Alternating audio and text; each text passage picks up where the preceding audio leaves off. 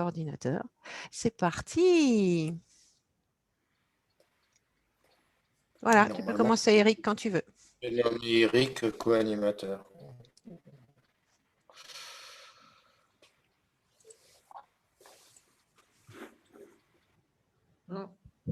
Plusieurs partages.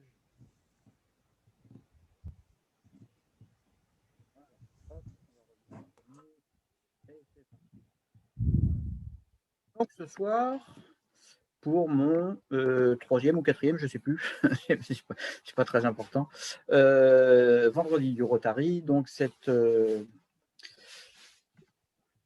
petite diapo là sur la présentation, aujourd'hui le 26 février, qu'est-ce que c'est que les VDR? Comme à notre habitude, une initiative de la commission communication et de la commission formation du district. L'idée est de vous accompagner tout au long de l'année sur des formations courtes avec des petits trucs et astuces, des partages d'expériences entre nous à suivre à la suite, à la fin de la conférence. Les sujets qui ont déjà été abordés, le Brain Center, les réseaux sociaux, la lettre du district, le site internet du district, le Rotary Mag, et puis on en a fait déjà aussi quelques autres depuis le début de l'année 2021.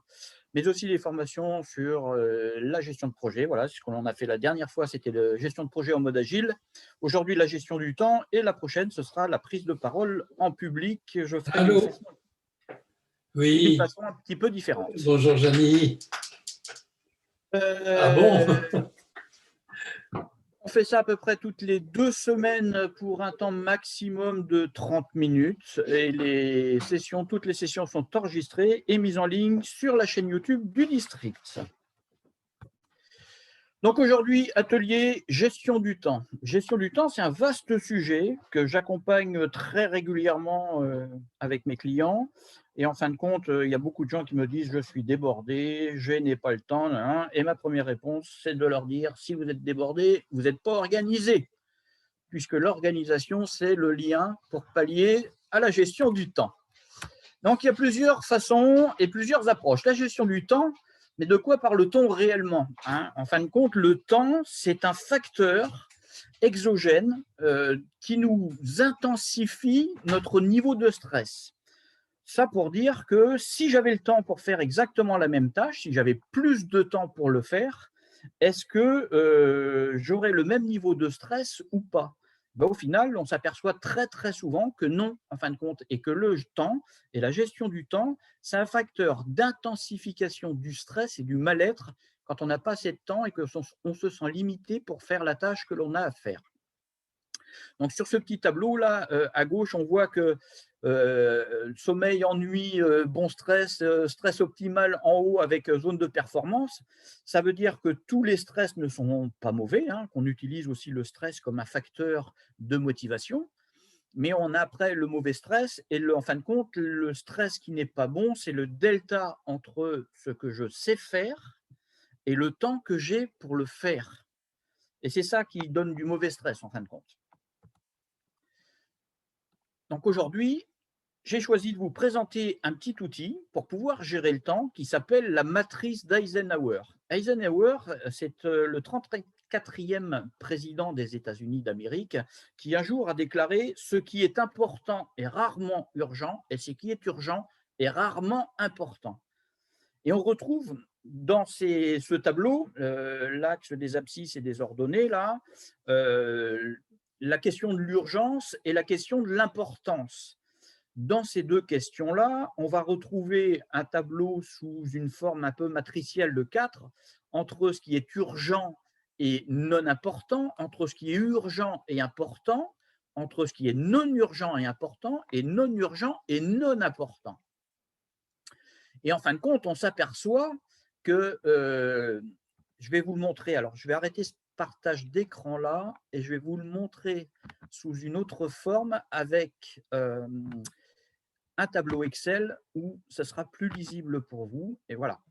Donc, là, ici, je retrouve mon urgent non important. En fin de compte, il faut apprendre à déléguer à autrui ce qui est urgent mais pas important. Ce qui est urgent et important, je le délègue à personne, je le fais faire à personne, c'est moi qui fais. Et comme ça, je gère aussi ce temps-là. Ce qui est, hop là, pardon, excusez-moi, ça va un peu vite. ce qui est non urgent, eh bien, il ne veut pas. Non urgent et important, en fin de compte, je planifie. C'est-à-dire que c'est important à faire, mais il n'y a pas d'urgence à le faire. Donc ça, je vais le planifier. Et à gauche, ce qui est non urgent et non important, eh bien, c'est assez simple, personne ne le fait. Donc je jette, c'est ce qu'il y a à faire, en fin de compte, qui devrait être à faire. Et il y a un adage qui dit qu'il est inutile de faire parfaitement quelque chose qui n'a pas besoin d'être fait. Donc j'arrive dans ma case noire. Ma case noire, pas besoin de le faire, je ne le fais pas faire, et je ne le fais pas, et je jette ça. Je ne fais rien en fin de compte. Je reprends mon PowerPoint diaporama que je vous repartage. Voilà. Une fois, hop, voilà. Donc là, c'est ce que je viens de vous expliquer. Hein, on décide en fin de compte ce que l'on a à faire. Cette matrice, elle met en lumière la priorisation des actions à mener et celles qui ne doivent pas être réalisées. Et en fin de compte, ce qui nous pose problème dans la gestion de notre temps, c'est la façon dont on priorise nos actions. Et souvent, on considère que ce qui est urgent, il faut le faire tout de suite, tout de suite, tout de suite. Et cette matrice-là nous explique que non, pas forcément. Et il faut d'abord regarder le caractère de l'urgence, le caractère de l'importance, et là, on va pouvoir prioriser. Quelques points importants sur les petits trucs et astuces. Un temps perdu, il faut prendre en considération qu'un temps perdu n'est jamais, au grand jamais, récupérable. Par définition, c'est dit avant, il est perdu. Donc, on peut essayer de tirer sur la pendule, ça servira strictement à rien.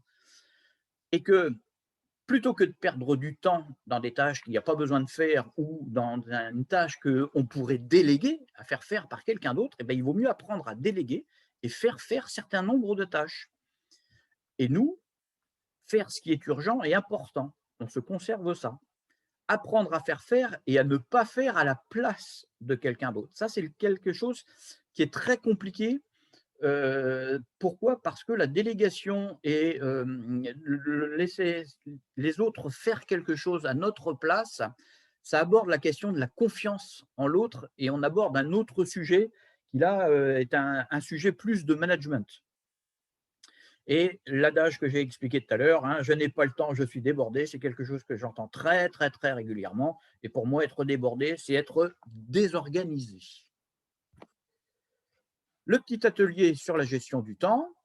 Donc, la gestion du temps, comment ça marche, et en finir avec la procrastination. Pourquoi? Parce que quand je ne sais pas gérer mon temps, je ne fais que des tâches non urgentes et non importantes, mais qui, à mon avis, le sont, mais en réalité, pas vraiment. Je n'ai pas fait de liste de tâches à faire, et comme je ne suis pas organisé, je vais remettre systématiquement à demain ce que j'aurais pu faire maintenant. Donc, plutôt que de faire ce que je devrais faire en termes de planification et de programmer le travail que j'ai à faire, je le remets à demain où je fais des choses inutiles et ce qui est au final important, je procrastine et je remets sans cesse à demain. Et il faut aussi s'organiser pour ne plus être débordé, ce que j'ai abordé tout à l'heure, et développer son pouvoir d'assertivité. Qu'est-ce que c'est que le pouvoir d'assertivité? C'est le savoir dire non. Pourquoi? Parce que dans le débordement et la désorganisation, il y a un autre facteur qui est un facteur exogène, qui ne nous appartient pas, qui n'est pas en nous, qui est le nombre de tâches que j'aurai à faire ou que l'on me donne à faire dans le temps imparti. Et je reviens à la gestion de ce stress et du temps. Si je n'ai pas le temps de faire les choses parce que j'ai trop de choses à faire dans le temps imparti, il faut que je sache aussi dire non, là, ce n'est pas possible, et de planifier ce que je peux planifier ou de déléguer. Mais quand tout est plein, quand toutes les cases sont pleines, le temps, il n'y en a plus. Il faut trouver un autre moyen. Et là, l'autre moyen, c'est de savoir dire non, ça, ce n'est pas possible. Ou pas à ce moment-là. Et à ce moment-là, on planifie plus tard. Quelques petits points importants pour optimiser votre temps. Apprendre à dire non, c'est la première des choses à apprendre. Comment planifier son temps? Les 4 grands axes managériaux et partager avec ses pairs. Donc là, apprendre à dire non, on vient de le voir avec la capacité d'assertivité. Le comment planifier son temps avec une to-do list et on prend son agenda pour mettre non seulement une to-do list à faire, mais il faut une date et une heure pour le faire. Et les 4 grands axes managériaux, hein, qui sont le directif, le participatif, le délégatif et l'incitatif, eh ben, il faut que j'utilise ces 4 grands axes managériaux dans le délégatif, le participatif, plus intensifié, de manière à partager les tâches que j'ai à faire, et je partage avec mes pairs. Voilà, je vous remercie de ma petite présentation qui est peut-être un peu courte. Je ne sais pas combien de temps j'ai mis, je vais arrêter mon écran. Et puis, ben, je suis à votre écoute pour sûrement quelques questions, quelques approches. Et j'aurai plaisir à échanger avec vous. Alors moi, je vais avoir une question. Donc, déjà, un grand merci, Ouais. parce que c'était très intéressant, parce que je pense que ça s'applique aussi bien pour du personnel que comme du professionnel. Quand tu fais la part des choses entre ce qui est important, non important et urgent versus non urgent, quel conseil, entre guillemets, tu mettrais ça d'un point de vue professionnel, je parle? Est-ce que tu prends en compte si ça a un impact sur tes équipes, si ça a un impact sur tes résultats attendus ou tes objectifs qu'on t'a donnés? Dans quel contexte tu fais ce jugement, en fait? En fin de compte, ce qu'il faut arriver à quantifier, à clarifier, c'est la question de l'importance plus que de l'urgence. L'urgence, elle est toujours subjective et principalement au demandeur et à l'autre, l'urgence. L'urgence, ce n'est pas souvent la tienne, c'est l'urgence du demandeur. Donc, il faut plus facilement quantifier la question d'importance, qui est également subjective, hein, puisque l'importance pour qui? Pour toi, pour le commanditaire, pour qui c'est important? Et si tu arrives à clarifier cette question de l'importance, c'est plus facile de gérer la question de l'urgence. Parce qu'en fin de compte, même la personne, quand tu vas chercher à clarifier la question de l'importance, elle va te dire, en fin de compte, bah, ce n'est pas si urgent que ça. Très souvent. Donc, la question de l'urgence, vaut mieux la traiter après et clarifier la question de l'importance. Et en quoi c'est important. Donc, pour clarifier les questions de l'importance et de l'urgence, en fin de compte, on va éviter tout ce qui est questions fermées. Questions fermées, oui. Pourquoi? Parce que les questions fermées, elles n'apportent que des réponses par oui ou par non. Mais oui ou non, en fin de compte, ça ne clarifie en rien la question du demandeur. Et de faire une question ouverte dans en quoi est-ce important pour vous, ça n'appelle ni oui ni non comme réponse, mais ça amène la personne à venir expliquer par d'autres mots, par d'autres moyens, ce qui est important pour lui. Et là, on va pouvoir déterminer la question de l'importance. Un oui, un non ne donne jamais d'importance. Et si je clarifie mon importance au préalable, la question de l'urgence, elle va se quantifier quasiment toute seule. Je pourrais vous montrer un autre tableau qu'on utilise plutôt sur la matrice des risques, en fin de compte, qui pourrait permettre de clarifier ça aussi. C'est-à-dire que sur la gestion du risque, on a un tableau où on va pondérer la charge du risque et de l'occurrence du risque. Est-ce que ça risque d'arriver très fréquemment? Oui, non. Et on va pondérer par coefficient multiplicateur. Et si ça arrive, est-ce que c'est grave ou pas? Et là, on pourrait clarifier l'importance. Je prends un exemple. L'avion d'Air France qui est tombé sur le Rio-Paris. Est-ce que c'est grave? Oui, c'est grave. Est-ce que c'est grave pour Air France? Peut-être pas tant que ça. Est-ce que c'est très courant que ça arrive? Non, c'est très rare. Donc, comme c'est très rare, la question de cette importance-là, elle va être traitée plutôt sur la prévention du risque. Donc, la question des assurances et d'être en capacité de financer l'occurrence qui arrive. Est-ce que pour autant, ça ferait couler la compagnie, une compagnie comme Air France? Probablement que non. La preuve, elle n'a pas fermé cette compagnie. Une compagnie qui est plus tendue d'un point de vue financier ou d'un point de vue de gestion et de cash flow, peut-être que ça aurait joué. Mais en fin de compte, ça va être la question de l'assurance. Donc, si on regarde cette gravité-là, pour Air France, ça n'a pas été si grave que ça. À part le point de vue moral et la question de la mort. On est sur un autre sujet. Mais sur la gravité de l'entreprise, ce n'est pas si grave que ça. Si on ramène ça à l'importance de notre question et qu'on prenne une matrice de gestion des risques comme ça, dans cette gestion-là, est-ce que c'est si grave si je le fais en 8 jours ou si je le fais en 15 jours? eh ben, on aura traité à la fois la question de l'importance et à la question de l'urgence. Mais souvent, on considère que tout est important et tout est urgent, absolument tout. Donc, on s'empresse à faire tout un tas de choses, on encombre notre temps d'un point de vue quotidien, journalier, et on planifie très peu. Et moi, quelqu'un qui me sort un agenda, qui a un agenda bien rempli, je me dis, ah, cette personne-là, déjà, au niveau de son temps, elle sait gérer autrement. Et après, dans son planning, on peut très bien, justement, laisser toujours un temps dans la journée pour gérer la question de l'urgence. C'est une autre façon de s'organiser. C'est-à-dire que je peux très bien me le dire, tous les jours, je remplis mon agenda, je démarre, je ne sais pas, je fais un 8-18, je fais 8 midi, 14-18. Mon matin, c'est plein. 14-15, je laisse un creux post-repas pour gérer d'éventuelles urgences. Et de 15-18, je suis plein. Et tous les jours, j'ai 1 heure, en fin de compte, où j'ai rien de prévu. Voilà, j'ai su gérer mon temps. Ça, c'est une technique que j'applique pas mal sur mon agenda, de bloquer des slots pour pas avoir justement réunion, réunion, réunion, réunion et que des réunions, alors qu'à côté de ça, il faut aussi avoir du temps pour faire du travail, quoi. Mais d'accord, ouais, c'est intéressant. Réunion sur réunion, tes comptes rendus, tu les écris à quel moment, tu diffuses tes comptes rendus 3 semaines ou 1 mois après, donc déjà tu es hors délai, plus personne ne se souvient de ce qui a été échangé pendant la réunion. Donc si par exemple tu prévois des réunions, après la réunion, toujours se prévoir entre 30 et 45 minutes pour démarrer un petit compte rendu vite fait. Déjà, si tu écris toutes les grandes lignes, tu as géré pas mal de choses. Mais la matrice d'Eisenhower, elle est vachement intéressante à regarder. C'est un modèle, en fin de compte, que j'invite souvent mes clients, moi, à mentaliser. C'est-à-dire que comme il y a un code couleur entre le rouge, le orange, le vert et le noir, déjà, rouge et noir, quand tu as mentalisé le rouge et le noir, tu jettes et tu fais faire. Donc, déjà, tu es pas mal. Le reste, tu planifies. Tu fais faire ou tu planifies. Le rouge, c'est toi qui fais. Le noir, tu jettes.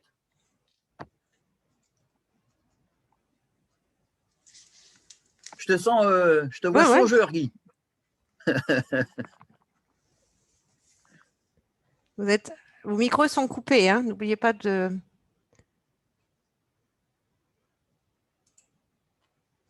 Ça ne vous interpelle pas, cette question de gestion du temps?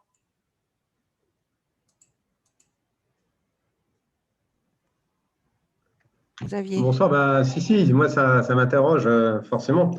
Et je connaissais cette matrice d'Eisenhower, effectivement elle est intéressante.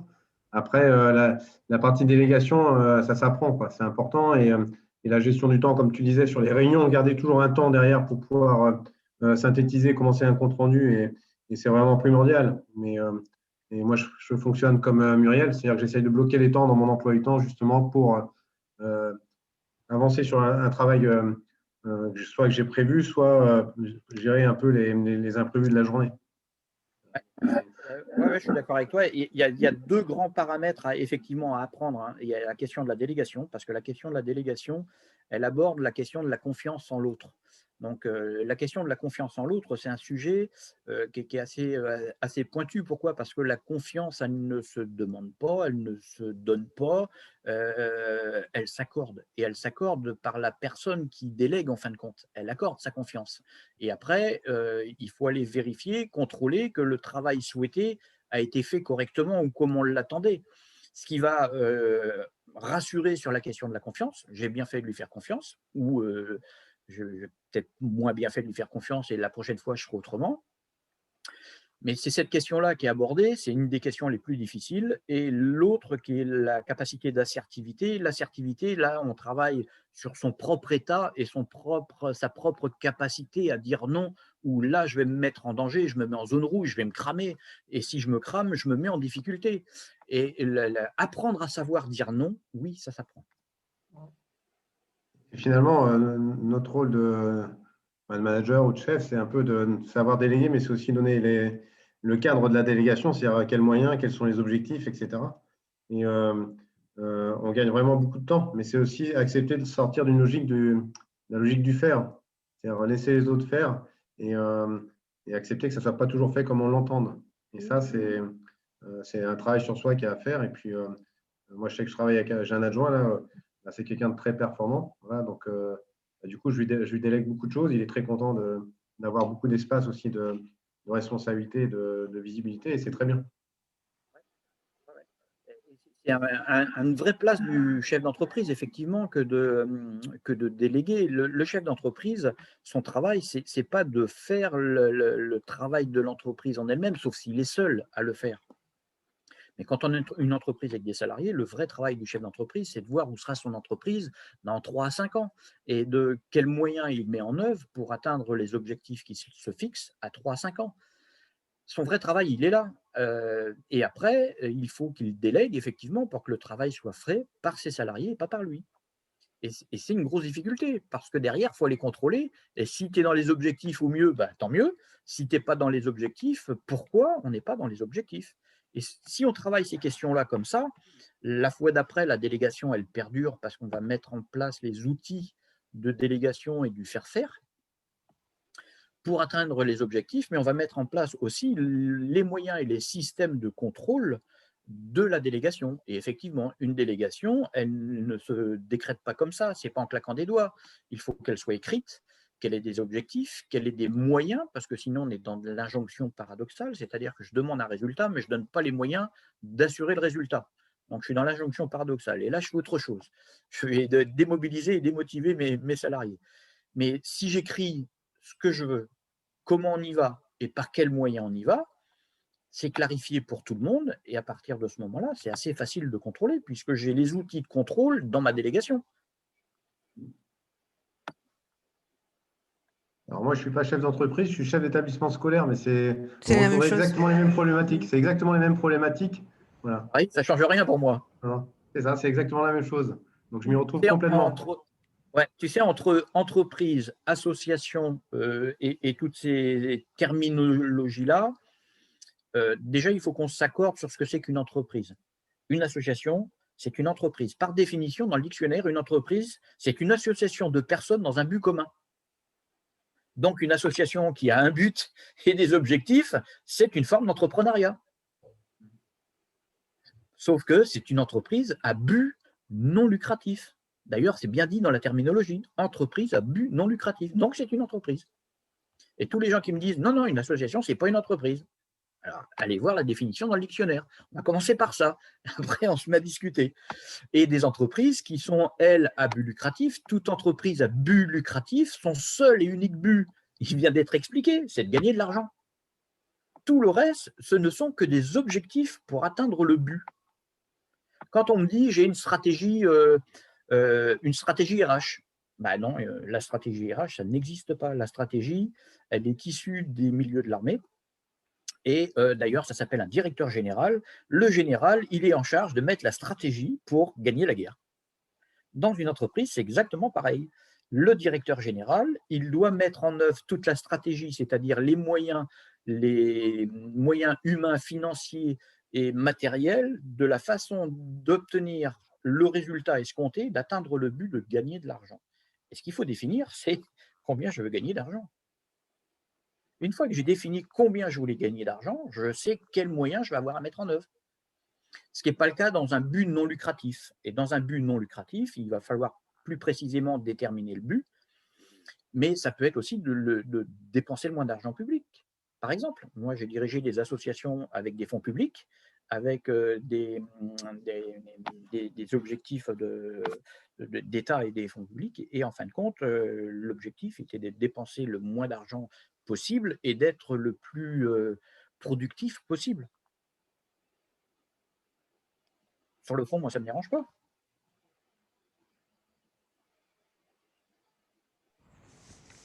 Non, je vois Alain qui acquiesce. Alain, il dit ouais. Ton micro est coupé, Alain. Si tu veux poser une question. Alain, il se dit, qu'est-ce que j'ai comme chose à changer dans ma méthode de travail?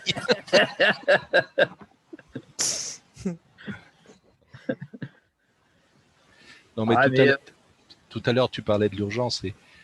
Moi, j'ai une activité de service à des entreprises et j'ai forcément des clients qui me demandent de leur rendre des rapports et qui me disent, mais c'est urgent, etc. Et souvent, ce que je fais, je dis, écoutez, c'est urgent, ok, je vous mets en priorité pour faire ça. Par contre, pour que je le fasse rapidement, il faut que vous m'envoyiez tel élément, voire à la limite un élément que j'ai déjà. Et d'un seul coup, je m'aperçois que 9 fois sur 10, ça devient beaucoup moins urgent. Voilà. Bon, mais bon, ça permet aussi de déceler la vraie urgence de la fausse, quoi.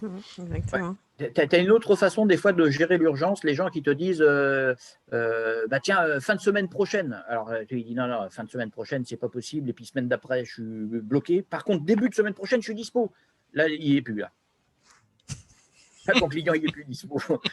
Tu avances la date, et en fin de compte, ça a un effet inverse sur le cerveau de la personne, et là, tu as gagné 3 semaines. Voilà. Donc, tu nous recommandes, par exemple, l'année prochaine, de faire ça à Françoise, quand elle nous demandera de faire.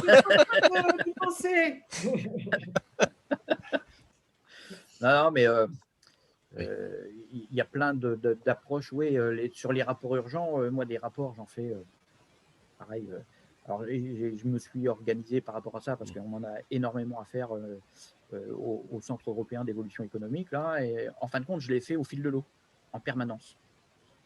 Ce qui fait que je ne suis jamais en retard dans mes rapports. Moi, à la fin de la semaine, si je boucle ma mission un vendredi, le samedi matin au plus tard, le dernier rapport qui est le rapport de clôture, mais que je ne donne pas au client, que je donne à l'entreprise pour laquelle je sous-traite les missions. Au plus tard, le samedi matin, ils l'ont. Sinon, le vendredi soir, c'est fini. Wow. Je n'ai plus aucun écrit à faire après. Donc, en fin de compte, je ne planifie même pas le travail à faire quand je serai chez un autre client, parce que là, je n'aurai pas le temps. Franchement, je fais des journées de 10-11 heures donc, quand je suis chez les clients. Et comme je sais que je n'aurai pas le temps parce que je suis énormément pris par l'environnement, je suis pris par les managers accompagnés, je suis pris par le dirigeant qu'il faut former, accompagner, qu'il faut coacher. Donc, et je me laisse en permanence du temps dans la journée pour pouvoir écrire ces bouts de rapport. Et chaque jour, j'ai un rapport qui est finalisé, j'ai un rapport fin de semaine et j'ai un rapport fin de mission. Et je les écris au fil de l'eau. Ouais, c'est une meilleure méthode. Je suis jamais en retard. Jamais. Sur cette question-là, jamais. Non, c'est intéressant, c'est des bonnes astuces. Après, c'est un investissement personnel je suis d'accord avec toi, là, à changer sa perception et sa méthodologie de travail. C'est surtout dans la perception et ce qu'on croit. En fin de compte, on est pétri de croyances, mais dans mes accompagnements, je soulève souvent ça. Et on est persuadé d'un certain nombre de choses qu'on n'est pas capable de faire ou qu'on ne peut pas faire d'une autre façon. Mais si on n'essaye pas, on ne saura jamais. Et comme souvent, on n'essaye pas. Pourquoi ? Parce qu'on va procrastiner, parce que je suis débordé, parce que je n'ai pas le temps. Et c'est le serpent qui se mord la queue. Et comme le serpent, il se mord la queue, en fin de compte, il n'aura jamais le temps. Il fera une boucle permanente où il fera un 8, le symbole de l'infini. Et le symbole de l'infini, c'est le symbole de la procrastination, puisque rien ne peut être parfait, rien ne peut être terminé. Pourquoi le faire aujourd'hui ? J'aurai le temps de le faire demain. Ouais, oui. En ce qui me concerne, mon astuce dans ce domaine, c'est vraiment la to-do list. Pour moi, c'est ce qui me permet de gérer de l'anti-stress. C'est-à-dire qu'à partir du moment où c'est listé, ça permet de planifier, de déterminer l'ordre. Et ça, au niveau gestion du temps, je pense que c'est un bon élément. Ça m'a beaucoup servi au fil du temps. Surtout quand tu as à la fois la maison à gérer, le boulot, l'association. Oui, il y a la question de la charge mentale, effectivement, chez les femmes, avec le travail à la maison, le travail. Alors, ça s'équilibre un petit peu plus aujourd'hui avec des jeunes papas qui donnent un peu plus de leur temps aussi à la maison, qui font un peu plus de tâches ménagères. Mais d'une façon globale, la charge mentale d'une femme est plus élevée que la charge mentale d'un homme. Beaucoup d'hommes vont dire non, mais en finalité, si, c'est vrai. Et après, la question de l'outil, en fin de compte, l'outil, peu importe quel outil on va utiliser. Et c'est là où tu as raison, François, c'est que l'outil n'a qu'une vocation, c'est la vocation de diminuer le stress de l'individu. Moins tu vas stresser, plus tu seras en confiance, plus tu te sentiras à l'aise pour faire les choses. Plus tu augmentes ton niveau de stress, si déjà le temps imparti est limite pour faire ce qu'on te demande de faire, ton niveau de stress va augmenter. Plus ton niveau de stress augmente, plus tu perds en confiance en toi. Plus tu perds en confiance en toi, plus il te faut de temps pour faire ce qu'il y a à faire. Donc, il faut que les gens se sentent à l'aise et se sentent bien. Et pour que les gens se sentent à l'aise et se sentent bien, peu importe l'outil, ce qui est important, c'est que l'outil leur convienne et les rassure. Une fois qu'ils ont trouvé leur outil à eux, et ben là, tu diminues les facteurs de stress. Et si tu diminues les facteurs de stress, la personne est mieux dans son travail, elle se sent plus en capacité de faire. Et là, tu élimines tout un tas de problèmes. Très juste. Donc, to-do list, si ça te convient, très bien. Moi, je n'y vois pas d'inconvénient. Si quelqu'un, matrice d'Eisenhower, ça lui convient plus, ok, il y a d'autres outils, hein, vous pourrez aller voir sur Internet, il y en a plein sur ce sujet-là. Pourquoi? Parce qu'il y a plein de façons différentes, justement, de gérer son temps, de percevoir la façon dont on dépense son temps. Personnellement, moi, la plus grosse difficulté que j'ai rencontrée, bon, ça m'arrive beaucoup moins aujourd'hui, évidemment, mais c'était de savoir dire non. Moi, je ne savais pas dire non. Moi, pareil. Parce qu'en fait, j'ai passé pratiquement 20 ans de ma vie en direction générale. Donc, un petit peu comme à Xavier, bon, moi, c'était un centre de formation, j'avais 200 collaborateurs. Alors, évidemment, je ne travaillais pas avec les 200 collaborateurs, hein, mais donc j'avais des adjoints directs. Et moi, en fait, je ne faisais rien. Donc, je faisais faire le boulot, hein, systématiquement. Alors, c'était toujours avec des délégations par retour. J'avais également des échéances, des calendriers, etc. Et donc, soit une fois, ça se cumulait, parce que comme je disais jamais non, il y avait un collaborateur qui souhaitait me voir pour tel point, donc effectivement, c'était oui. Et après, donc, j'arrivais en fin de semaine où je n'avais pas pu, malgré tout examiner les travaux qui étaient faits. Et donc, pendant près de 20 ans, j'ai bossé tous les samedis, tous les dimanches matins. Voilà. Je ne savais pas dire non. Voilà. Mais c'est compliqué, hein, de savoir dire non. Parce que il faut accepter qu'on soit en capacité de tout se dire. Donc, le non est possible. Tout dépend de la façon dont on le fait. Et moi, mes collaborateurs qui me disaient jamais non, donc résultat. Oui, mais les collaborateurs, ils suivent le patron. Si le patron, il ne sait pas dire non, comment un collaborateur aurait pu s'autoriser, lui, à dire non? À partir du moment où tu ne montres pas l'exemple. Oui, mais c'est vrai. Moi, de toute façon, tout ce que tu pouvais présenter, je le ressentais bien. Je me disais, ben oui, bien sûr. Oui, tout à fait, il a tout à fait raison. Et malgré tout, par exemple, le matin, j'arrivais toujours au bureau à 7 heures. Eh ben, il y en avait toujours un qui se faufilait donc, avant l'heure prévue pour venir me voir au bureau. Voilà, donc, moi, j'ai eu quelques difficultés effectivement à gérer mon temps. J'en ai pas pour autant été malheureux, mais bon, j'ai souvent de fois ramé parce que je bossais le week-end. Et je dirais plutôt 4 week-ends sur 5. Pour éviter ceux qui se faufilent, comme tu l'évoques, il y a une technique qui est assez simple, c'est la porte fermée. Et ce qu'il faut leur apprendre, c'est quand la porte est fermée, il n'y a pas de condition d'ouverture de porte. La porte est fermée. Là, je ne sais pas ce qui s'est passé, Eric, mais j'ai plus le son. Ah, vous m'entendez plus? Ça y est, on t'entend. Ça y est, c'est revenu. Des fois, ça peut être le réseau. Ouais, je te disais, pour cette question-là de ceux qui se faufilent, il y a une technique qui est très très simple, mais il faut leur inculquer très vite, c'est quand la porte est fermée, il n'y a aucune condition d'ouverture de porte. La porte est fermée. C'est comme dans un avion. Vous n'avez pas le code, vous ne rentrez pas. C'est bien ce que je faisais, mais j'avais manqué d'autorité. Voilà. Mais la porte est fermée, la porte est fermée. Et quand la porte est fermée, tant que le patron n'a pas ouvert la porte ne peut pas s'ouvrir. Et moi, c'est une technique que je mettais en place quand je dirigeais aussi des établissements et que j'avais, pareil, comme tout, entre 160 et 200 salariés, c'était variable. Quand je leur avais appris, la porte est toujours ouverte. Par contre, quand elle est fermée, elle ne peut pas s'ouvrir. Et quand ils voyaient la porte fermée, j'avais même pas besoin de mettre accès interdit ou ne pas déranger, que dalle. La porte est fermée, la porte est fermée. Par contre, dès que j'étais dispo, la porte était ouverte. Toujours. Je travaillais porte ouverte. Ça me rappelle des souvenirs. Très bon conseil, tout ça. Super. Est-ce qu'il y a d'autres questions? Eric, est-ce que tu aurais peut-être un ouvrage facile à lire, à nous recommander, ou un site de formation sur Internet qui nous permette de progresser un petit peu là-dedans ou pas?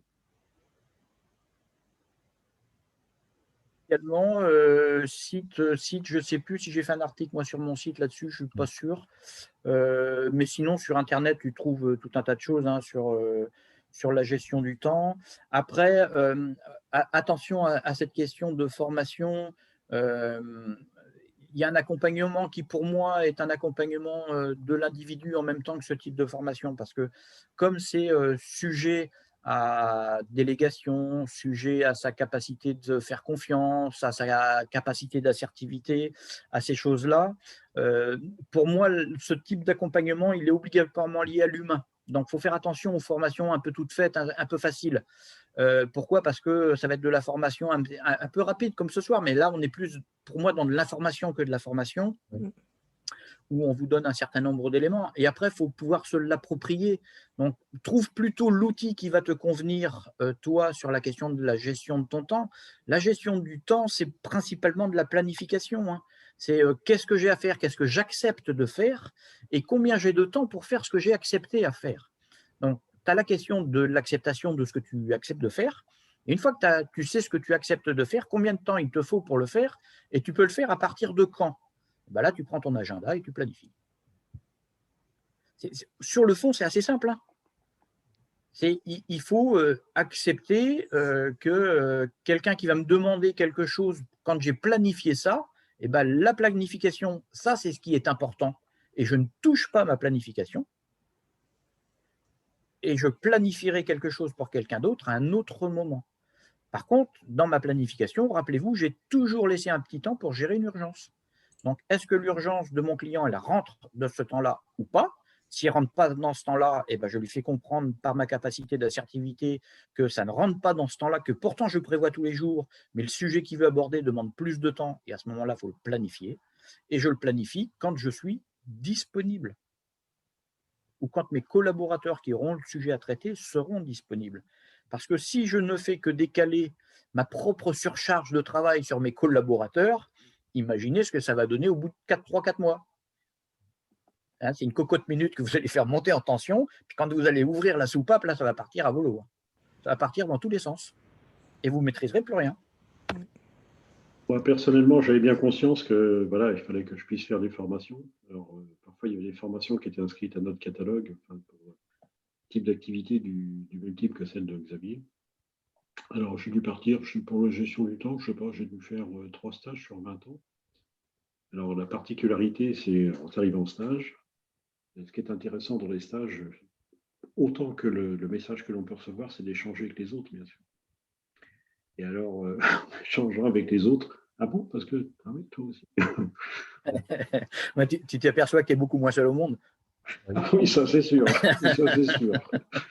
Et alors après, on sort du stage, évidemment, on est plein de monde. Ah oui. Demain, je commence, ping-pong, j'arrête. Mais pour ça, mais je ne le dis pas. Je pense que j'ai vraiment été mauvais élève sur ces questions-là. Vraiment, vraiment. Parce que ça revient à ce que je te disais tout à l'heure, je vous disais tout à l'heure, ça touche l'individu en lui-même. Et au final, on pourrait te donner tous les outils du monde. Si tu ne travailles pas sur toi pour mettre en application les outils resteront des outils qui ne serviront à rien. Et je suis parfaitement d'accord. Ouais. Super. Merci infiniment, Eric. Oui, merci, Eric. Avec plaisir. Merci beaucoup. Toujours un grand plaisir. Le prochain VDR le 12 mars. Le 12 mars, sur la prise de parole en public. Donc là, il y aura probablement pas trop de PowerPoint. On va probablement s'amuser à prendre la parole, chacun à notre tour. Parce que moi, ça ne me pose pas vraiment de problème et je peux discuter pendant des heures. Par contre, pour vous, ce n'est pas toujours aussi facile pour un certain nombre d'entre vous. Et on s'exercera un petit peu. Donc, il y aura probablement PowerPoint très très court de présentation et derrière, on passera à des petits exercices. Ce sera beaucoup plus sympa. Super. Merci infiniment. Merci, Eric.